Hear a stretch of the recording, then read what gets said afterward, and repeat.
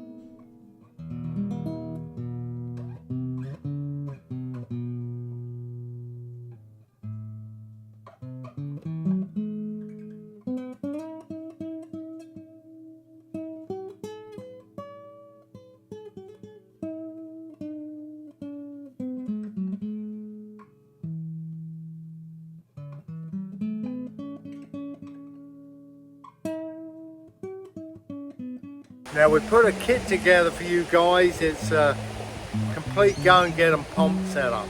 Got rigs, sinkers, fish bites, and we're giving you a good discount. So check this offer out. This runs till the end of the month, by the way. Tomorrow, if it's like this, I'm going to go down the National Seashore and I'll give you a report from there.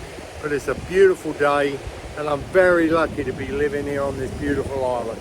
You'll have a great day. This is Nickaway from Breakaway.